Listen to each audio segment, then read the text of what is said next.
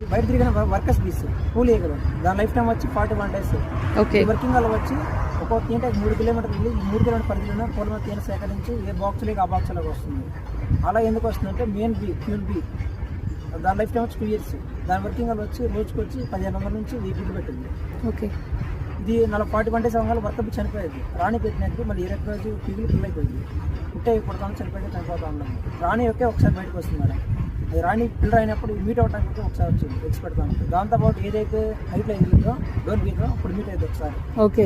అక్కడ ఎప్పుడు అక్కడ బాక్స్ బయట రాదు. అది వెళ్ళిపోయిందంటే ఆటోమేటిక్ బాక్స్ దగ్గర మాత్రం క్వీన్ బీ ఎప్పుడు అక్కడే ఉంటుంది.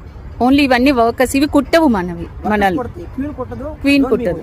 ఇప్పుడు తిరిగే కుడతాయా? డేంజర్ ఉంటుందా ఇవి కుడితే? అవి కుడితే మన పెరాసిస్ పక్షపాతం 80% రాదు. ఓ, మామూలుగా కుడితే ఇది ఉంటది పాయిజన్ అంటారు కదా. ఆ పాయిజన్ మనం పక్షపాతం పెరాసిస్ రాదు 80%.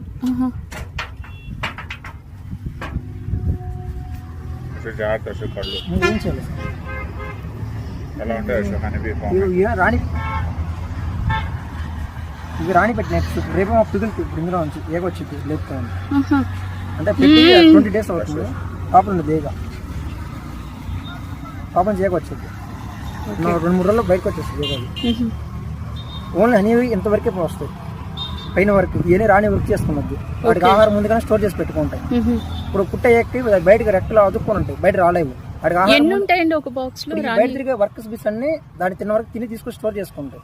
అంటే రాణి ఈగలు ఎన్ని ఉంటాయి? ఒక్కటే ఉంటుంది ఒక బాక్స్. ఈ బాక్స్ మొత్తానికి మెయిన్ అది వర్క్ చేసుకుంటాం. ఒకవేళ రాణి సరే ఎక్స్పెక్ట్ పైన ఈ చంప బయటేసి వస్తాయి. మళ్ళీ ఆ బాక్స్ ఈ బాక్స్ రాణి మంచి చంపేస్తే వస్తున్నాయి. ఓకే.